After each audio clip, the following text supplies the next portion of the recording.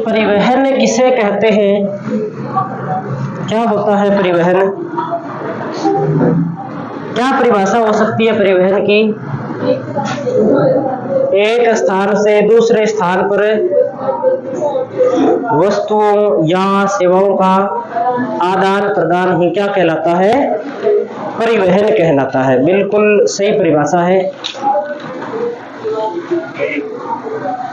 तो लिख लेते हैं परिवहन किसे कहते हैं।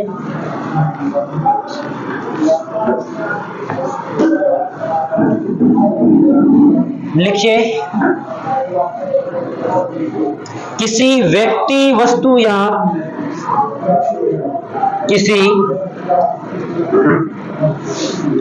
व्यक्ति, वस्तु या सूचना को एक स्थान से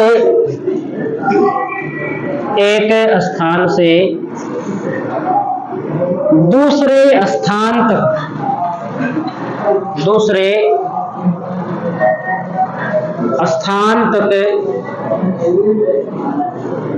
पहुंचाने की प्रक्रिया परिवहन कहलाती है।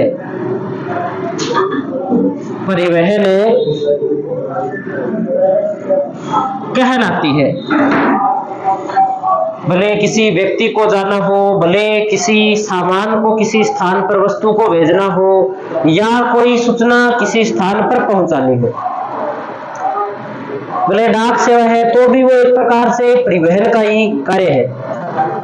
लेकिन अब डाक के नए नए रूप सामने आ गए हैं। ये तो बात होगी परिवहन की। अब इसके बाद में परिवहन कितने प्रकार का होता है, कौन कौन से प्रकार होते हैं परिवहन के? तो हम परिवहन के 3 प्रकार सामान्य रूप से देखते हैं। परिवहन के प्रकार कौन से 3 प्रकार होते हैं परिवहन के? तो हम कहते हैं कि एक तो होता है स्थल परिवहन, एक होता है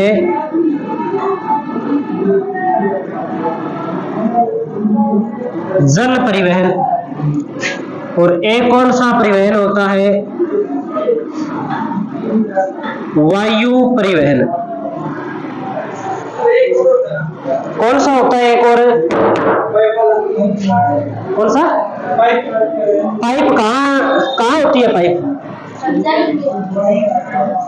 या तो पाइप जल में होती है, या पाइप कहाँ होती है?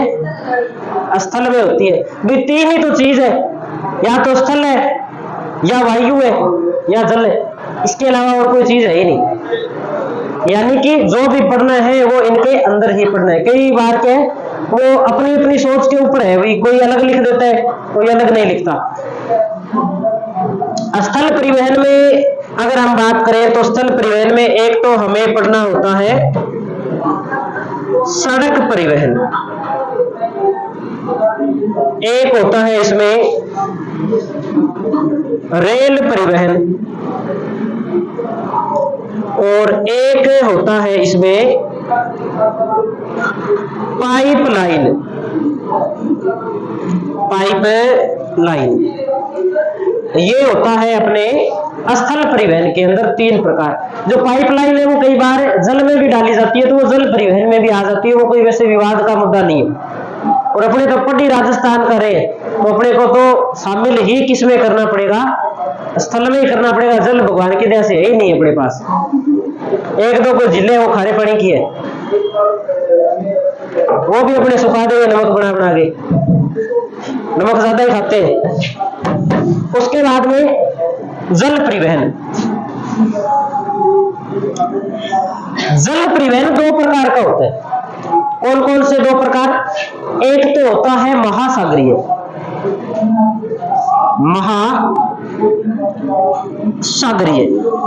और एक होता है अंतर्देशीय।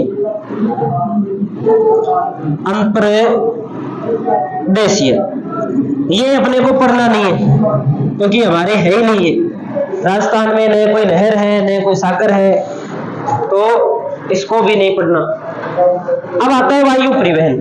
वायु परिवहन होता है दो प्रकार का। एक तो होता है घरेलू वायु सेवा, भी भारत में जयपुर से मुंबई चले गए, और एक होती है अंतर्राष्ट्रीय सेवा। इसको थोड़ा सा हमें पढ़ना पड़ेगा। घरेलू वायु सेवा और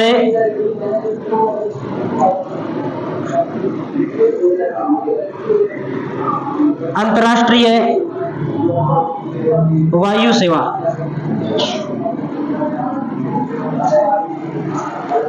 दो प्रकार का ये होता है अपने वायु परिवहन। कुल मिला के हमें जो पढ़ना है वो पढ़ना है स्थल परिवहन और वायु परिवहन। दो ही चीजें हमें इसमें पढ़नी है। सबसे पहले अपने जो शुरू करते हैं वो शुरू करते हैं स्थल परिवहन। स्थल परिवहन, या कई बार ऐसा भी आ जाता है कि राजस्थान का जो अपने को किताब पढ़ते हैं तो उसमें टेबल इस प्रकार से दी होती है कि राजस्थान में परिवहन एक लिख देते हैं इसमें सड़क परिवहन, एक लिख देते हैं रेल परिवहन, और एक अपने लिखा हुआ मिलता है सीधा वायु परिवहन। वैसे भी तीन प्रकार दे दिए जाते हैं, लेकिन जब सामान्य वर्गीकरण होता है ना पूरे परिवहन का, तब यही वर्गीकरण होता है। सबसे पहले हम एक बात लिखते हैं कि राजस्थान परिवहन की दृष्टि से पिछड़ा हुआ राज्य है। परिवहन की दृष्टि से राजस्थान क्या है? पिछड़ा हुआ राज्य है। क्या राजस्थान के अंदर बहुत बड़े बड़े कोई सड़क मार्ग पाए जाते हैं? तो अब कुछ बनने जरूर लग गए हैं, लेकिन आज से अगर 10 साल पहले की बात करें तो ऐसा बहुत ही कम था कि राजस्थान के अंदर सड़कें बहुत बड़ी मात्रा के अंदर होती थी। तो नोट कर देते हैं कि राजस्थान सड़क परिवहन की दृष्टि से, सड़क परिवहन की दृष्टि से पिछड़ा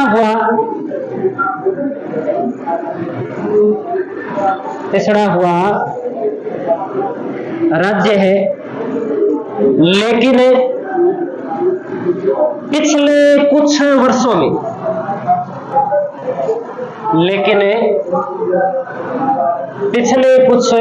में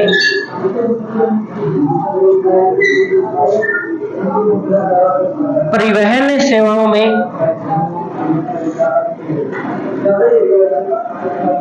व्यापक सुधार हुआ है। व्यापक सुधार हुआ है।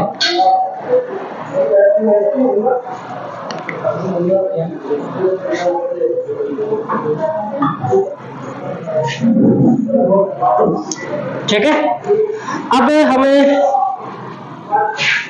बात कर लेते हैं सड़क परिवहन की।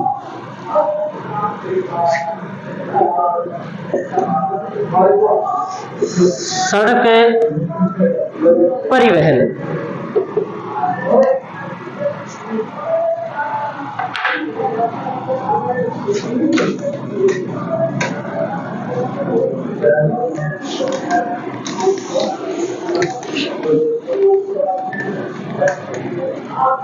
देखो, सबसे पहले हमें ध्यान रखना है कि सड़क जो परिवहन है वह कौन सी सूची का विषय है।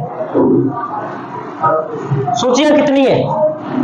सूचियां 3 है। कौन कौन सी है 3 सूचियां? संघ सूची, राज्य सूची और समवर्ती सूची। 3 सूचियां हैं। जिन मुद्दों के ऊपर नियम व कानून बनाने का अधिकार केंद्र सरकार के पास में है वो संघ सूची के अंदर आता है।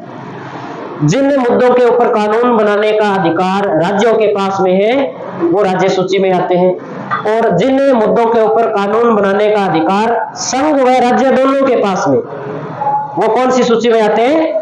समवर्ती सूची में आते हैं। अगर फिर भी अगर राज्य और संघ दोनों कानून बनाते हैं और उनमें दोनों में कोई विरोध है, तब किसका कानून लागू होता है? संघ सरकार का कानून लागू होता है। तो इस प्रकार से 3 सूचियां हमें ध्यान में रखनी है, जिसमें सड़क जो है वो कौन सी सूची का विषय है, तो ये हमें ध्यान में रखना है कि सड़क राज्य सूची का विषय है। तो लिखेंगे सड़क परिवहन राज्य सूची का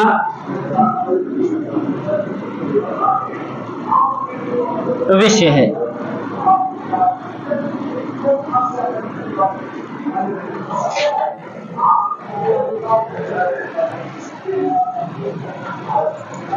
सड़क परिवहन राज्य सूची का विषय है, यानी कि नियम और कानून बनाने का प्रमुख रूप से जो अधिकार रहता है राज्य में, वो राज्य का ही रहता है सड़क पे। केंद्र सरकार भी बनवा सकती है सड़कें, ऐसी बात नहीं है, लेकिन नियम व कानून बनाने का जो ज्यादा अधिकार है वो राज्य सरकार के पास में है।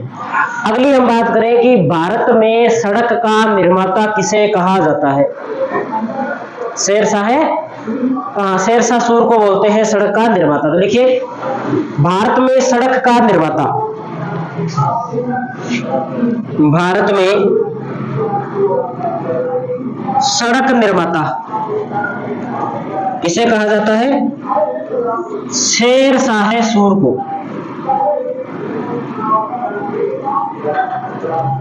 शेरशाह सूर को कहा जाता है सड़क निर्माता।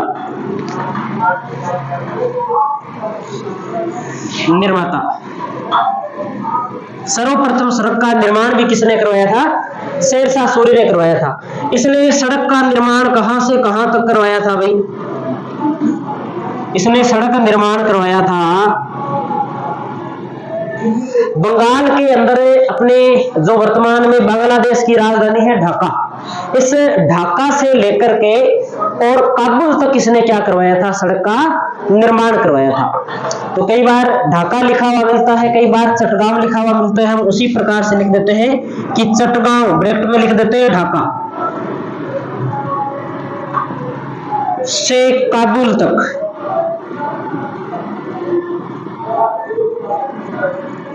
सड़क बनवाई। किसने बनवाई, शेरशाह सूर ने बनवाई। इसलिए इसे क्या है, अपने सड़क का निर्माता कहा जाता है भारत में। क्या इससे पहले सड़कें नहीं होती थी, सड़कें तो होती थी। मौर्य काल अपने देखते हैं कि ईसा पूर्व का जो काल है उसमें भी सड़कें होती थी और यही सड़क गुजरती थी, लेकिन ये सड़क पक्की नहीं थी। उस समय सुविधाएं सारी थी इस पे, लेकिन पक्की सड़कें नहीं होती थी जिस प्रकार से अब सड़कें होती है वैसी। उस समय इसे उत्तरापथ के नाम से जानते थे। ये पूछा भी जाता है कई बार इसी सड़क को, बिल्कुल। तो नोट कर लेंगे उस बात को कि ये जो सड़क है, ये सड़क लगभग 2500 किलोमीटर लंबी है। एक बात तो ये 2500 किलोमीटर इसकी लंबाई थी। इसे यहां लिखते दिखाई दे रहे पीछे, मौर्य काल के अंदर इसे उत्तरापथ कहा जाता था। मौर्य काल में इस सड़क को क्या कहा जाता था, उत्तरापथ। जिस सड़क की हम बात कर रहे हैं ना, चटगांव से जो शुरू होकर के काबुल तक जा रही थी, इसे मौर्य काल में उत्तरापथ कहा जाता था। सूर काल के अंदर, यानी कि जब सूर वंश का राज था दिल्ली में, उस समय इसे शाह सड़क ए अमीर के नाम से जाना जाता था। शाह सड़क ए अमीर, सूर काल के अंदर। इधर लिखता हूं मैं,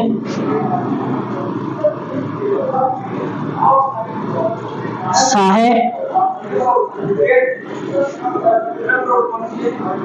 यही है। अभी बात कर लेते हैं उसकी। देखो, मौर्य काल में उत्तरापथ कहा गया, सूर काल के अंदर इसे क्या कहा गया, शाह सड़क ए अमीर कहा गया। इसके बाद में जैसे ही सूरवंश का शासन समाप्त हो जाता है दिल्ली में, मुगल काल आ जाता है। मुगल काल में इसे कहा गया सड़क ए आजम। सड़क ए आजम कौन से काल में कहा गया, तो मुगल काल में कहा गया।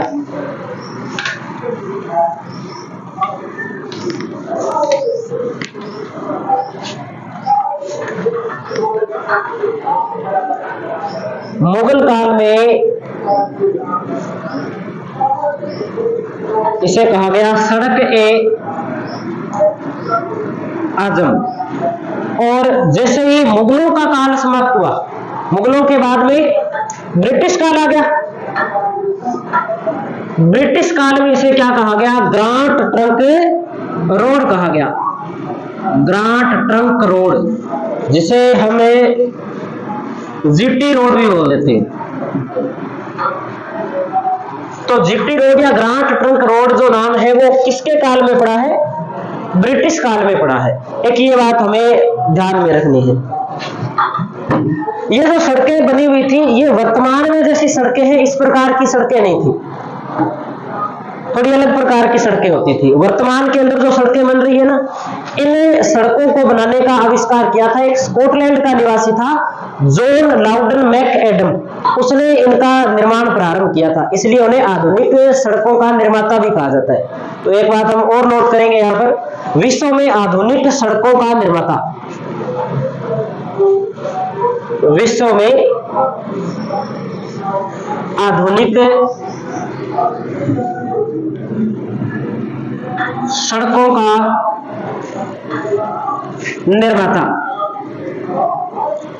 जॉन लाउडन मैकएडम।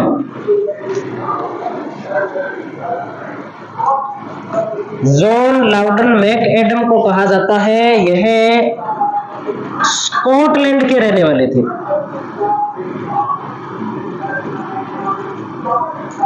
स्कॉटलैंड के यह रहने वाले थे, विश्व के आधुनिक सड़कों के निर्माता जॉन लाउडन मैकएडम।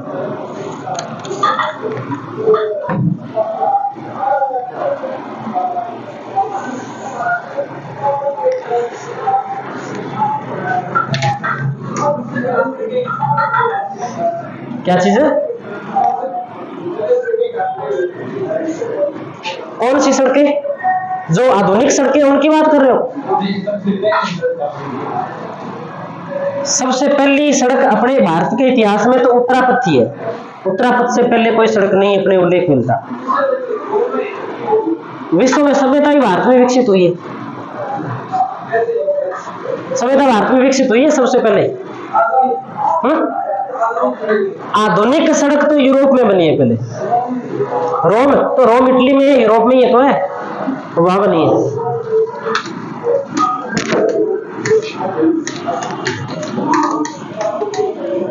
ये बस हमने ऐसे ही ना बस लिख लिया। अब तक जो पढ़ा है उसमें से हमारे प्रश्न आने की संभावना 1% ही है।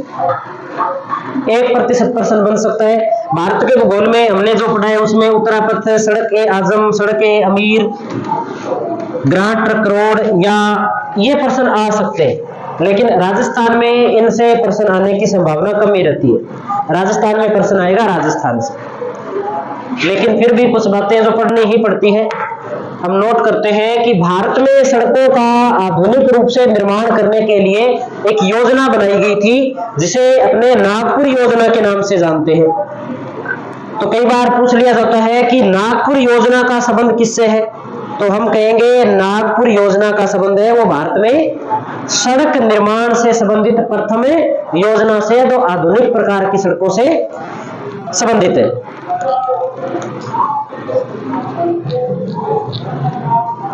भारत में सड़कों के आधुनिकीकरण, सड़कों के आधुनिकीकरण से संबंधित प्रथम योजना नागपुर योजना। अगर पूछा जाए कि नागपुर योजना कब बनी,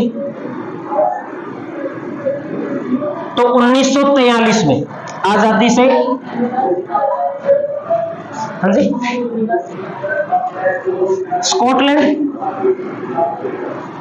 स्कॉटलैंड का निवासी, यूरोप। भारत में सड़कों के आधुनिकीकरण से संबंधित जो पहली योजना है वो नागपुर योजना है 1943 के अंदर लागू हुई थी, लेकिन वो भी सही प्रकार से लागू नहीं हुई थी भारत में। अब जो हुआ सो हुआ, बनी नहीं बनी कोई फर्क नहीं पड़ता। अब सड़कें कैसी है, प्रश्न वहां से आना है। वर्तमान में राजस्थान में सड़कें कितने प्रकार की हैं, उस पर हम थोड़ी सी चर्चा करते हैं। वर्तमान राजस्थान में सड़कों के प्रकार, वर्तमान राजस्थान में सड़कों के प्रकार। देखो सड़कों का वर्गीकरण कितने प्रकार से कर लो, अलग अलग प्रकार से वर्गीकरण किया जा सकता है, लेकिन फिर भी हम देखें तो कुछ सड़कें हैं, जैसे सबसे बड़ी जो सड़कें होती है उन्हें बोलते हैं एक्सप्रेसवे। एक्सप्रेसवे। फिर होता है राष्ट्रीय राजमार्ग, ये एक इनका लगभग क्रम रहता है। राष्ट्रीय राजमार्ग के बाद में होता है राज्य राजमार्ग। राज्य राजमार्ग के बाद में मुख्य जिला सड़कें होती है, और मुख्य जिला सड़कों के बाद में अन्य जिला सड़कें होती है। मुख्य जिला सड़क। तीसरी होती है अन्य जिला सड़क, और एक हमें इसमें नोट कर सकते हैं ग्रामीण सड़कें। ग्रामीण सड़कें मुख्य रूप से तो सड़कें यही है, इसके अलावा भी सीमावर्ती सड़कें भी होती है, कुछ और प्रकार भी होते हैं, उनको हमें नहीं लिखते क्योंकि अपने जो ज्यादातर प्रश्न आते हैं वो इसी वर्गीकरण से आते हैं, तो यही हम नोट करते हैं। एक्सप्रेसवे, राष्ट्रीय राजमार्ग, राज्य राजमार्ग, मुख्य जिला सड़कें, अन्य जिला सड़कें और ग्रामीण सड़कें।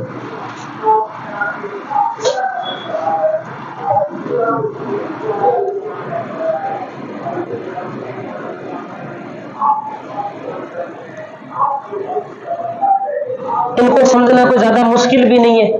एक्सप्रेसवे, एक्सप्रेस बस में बैठते हो आप, क्या विशेष बात होती है उसकी, छोटे छोटे स्टैंड पर रुकती नहीं है, बस ऐसी ये सड़कें होती है।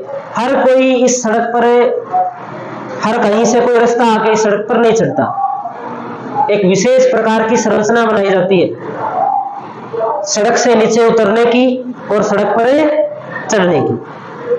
कभी दिल्ली, जयपुर अगर आप गए हो तो आपने ऐसी सड़कें देखी होगी कि चलते चलते ये पुल आ जाता है, पुल से दो सड़कें नीचे उतर जाती है, नीचे उतर के सड़कें गोल घूम जाती है, कोई किधर चली जाती है, कोई किधर चली जाती है। तो वो जो बड़ी सड़कें होती है वो कौन सी होती है, एक्सप्रेसवे होती है। उसके बाद में राष्ट्रीय राजमार्ग आता है, जैसे ये सड़क बनी हुई है अपने 911 कि 919 है, 911 यानी कि राष्ट्रीय राजमार्ग। उनके ऊपर एक एक करके अपने बात करते हैं, आगे एक एक को समझते हैं। एक बार ये नोट कर लो आप।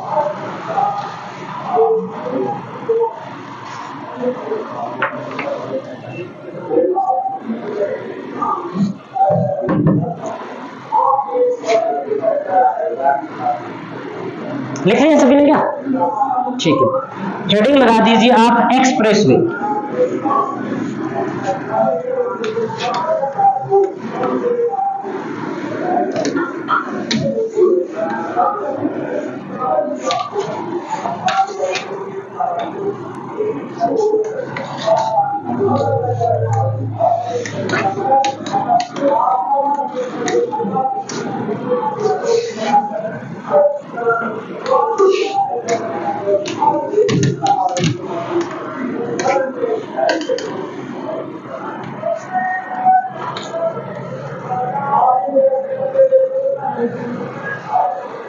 राष्ट्रीय अपने एक्सप्रेसवे पढ़ते हैं पहले, सबसे पहले एक्सप्रेस वे। अब अपने समझते हैं कि एक्सप्रेसवे क्या होता है। आपने एनएच का नाम सुना है, राष्ट्रीय राजमार्ग का।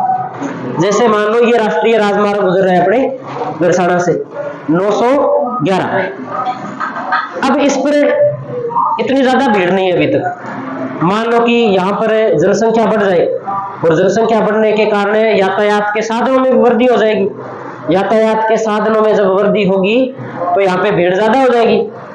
अब उस भीड़ को नियंत्रित करने के लिए क्या करेंगे, इस सड़क को, अब ये तो अपने सिंगल ही है, मान लो नॉर्मल जो हाईवे होता है ना उसी श्रेणी का है। इससे थोड़ा सा बड़ा होता है तो उसके अंदर क्या है, 4 सड़कें बन जाती है, तब तक वो एनएच के अंदर ही रहता है। ये सबसे नॉर्मल श्रेणी है एनएच की। इससे जो दूसरी श्रेणी होती है उसमें 4 सड़कें होती है, इसमें 2 है उसमें 4 होती है। फिर भी अगर यातायात कंट्रोल नहीं होता तब सड़क को 6 लाइन से 8 लाइन में बदल दिया जाता है। यानी कि ये बीच में एक इस प्रकार से डिवाइडर हो गया, 3 साधन इस दिशा में जा सकते हैं इस प्रकार से, और 3 साधन ही क्या है इस दिशा में आ सकते हैं, 4 साधन जा सकते हैं, 4 साधन एक तरफ आ सकते हैं। तो इस प्रकार की श्रेणी में बदल दिया जाता है एनएच को 6 से 8 लाइन के अंदर। तब वो क्या कहलाता है, तब वो एक्सप्रेसवे कहलाता है। ये कब बनाया जाता है, जब यातायात की संख्या में क्या हो जाए, वृद्धि हो जाए और समय के ऊपर के सामान या लोग जिस स्थान पर पहुंचना चाहते हैं उस स्थान पर पहुंच नहीं पाते, उनकी पहुंच को सुनिश्चित करने के लिए किसका निर्माण किया जाता है, एक्सप्रेसवे का निर्माण किया जाता है। तो हम एक साधारण सी भाषा में एक्सप्रेसवे को लिख लेते हैं। लिखिए आप,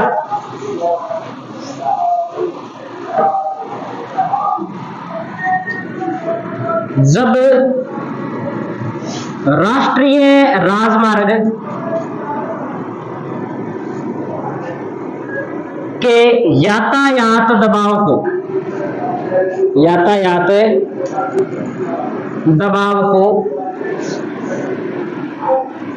कम करने हेतु, यातायात दबाव को कम करने हेतु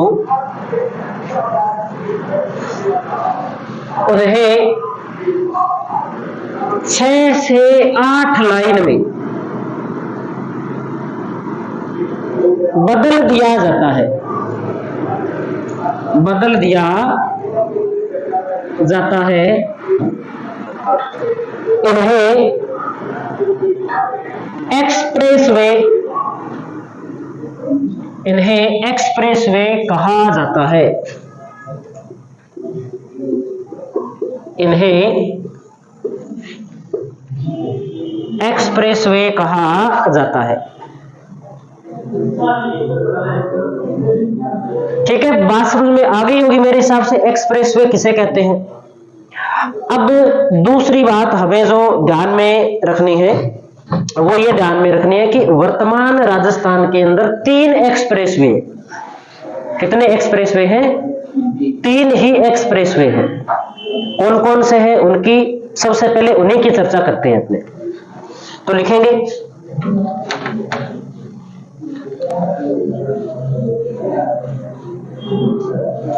लिखो, वर्तमान राजस्थान में 3 एक्सप्रेसवे हैं।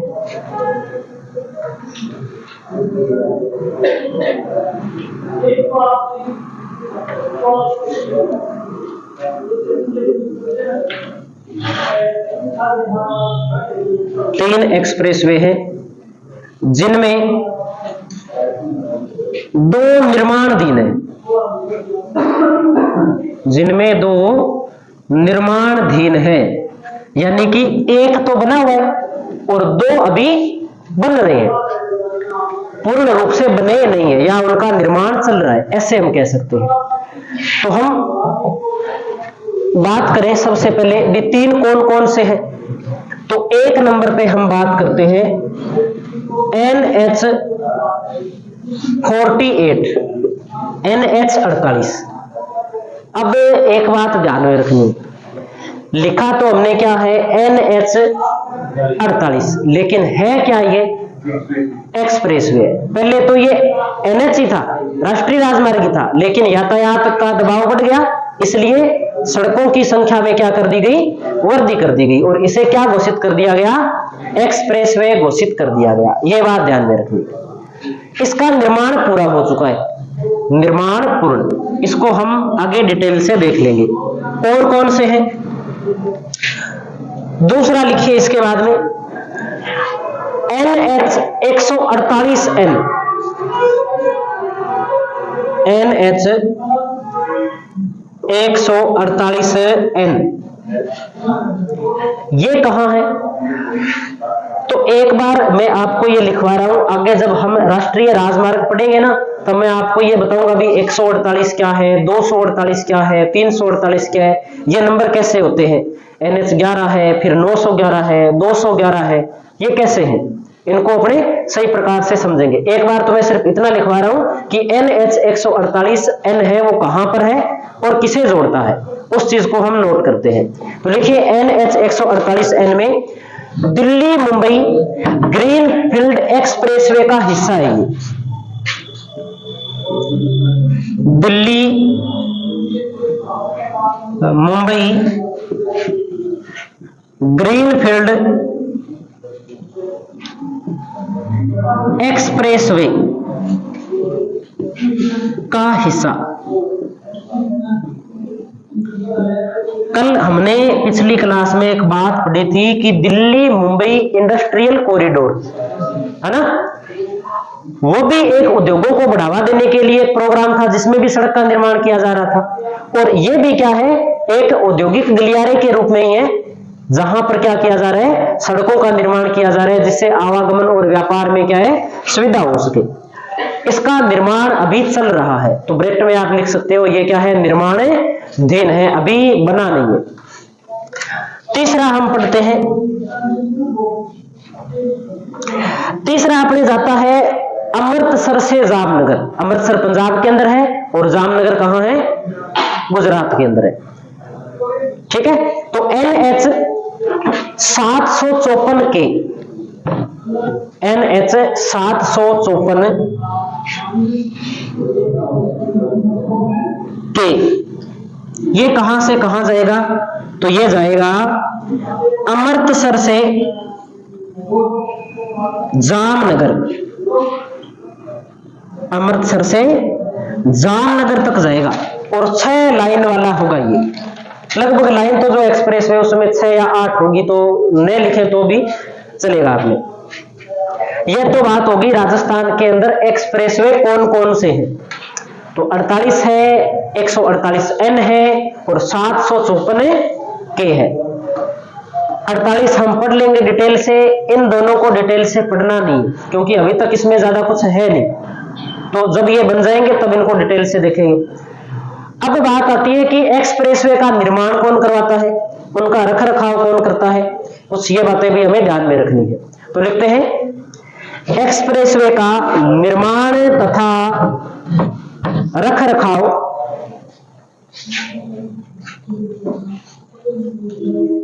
एक्सप्रेसवे का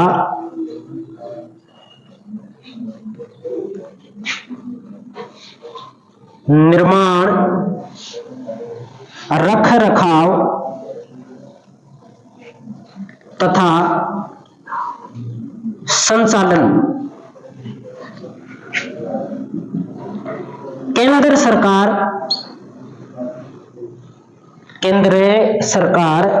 व भारतीय राष्ट्रीय राजमार्ग प्राधिकरण, व भारतीय, हाँ जी चलो इधर लिख देते, वे भारतीय राष्ट्रीय राजमार्ग प्राधिकरण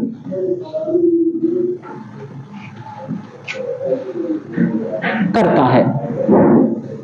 भी पैसे तो लगते हैं केंद्र सरकार के और उसे संभालने का जो काम करता है वो भारतीय राष्ट्रीय राजमार्ग प्राधिकरण करता है। National highway authority of India बोलते हैं इसे इंग्लिश के अंदर, NHAI लिख लेंगे, आगे फुल फॉर्म पे लिख लेंगे इसकी, एक बार इतना नोट करो आप।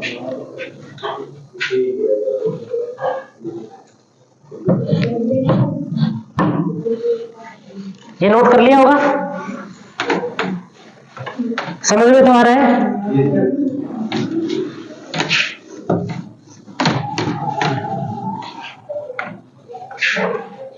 सड़क का मामला है, सीरियस रहना चाहिए, है ना, घर वाले नहीं बोलते ध्यान से चला करो।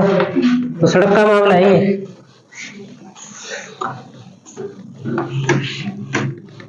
गांव वाली सड़क पे चलते हैं वैसे ही हाईवे पे चलते हैं क्या?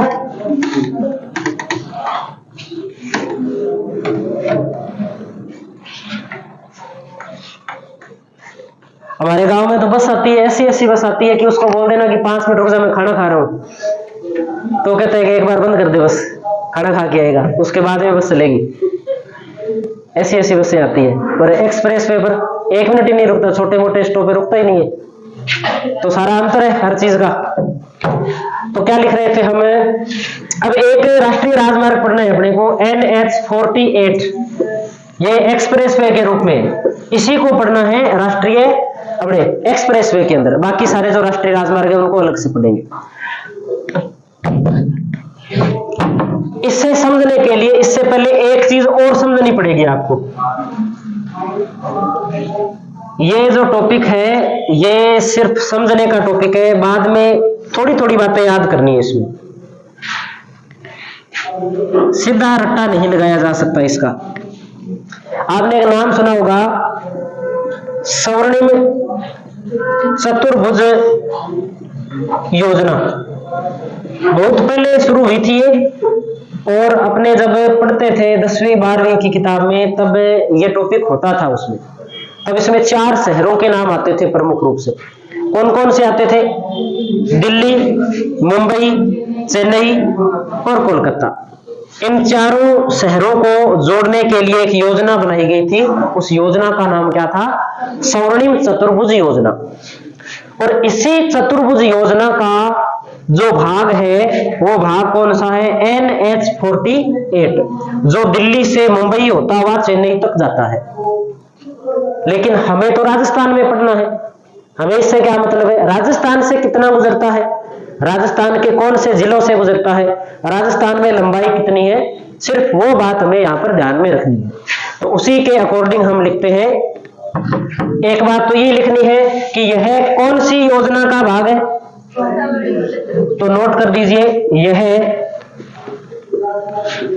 स्वर्णिम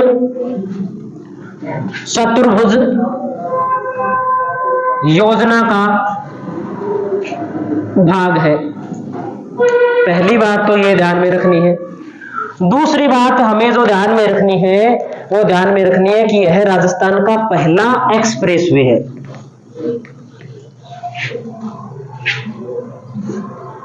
राजस्थान का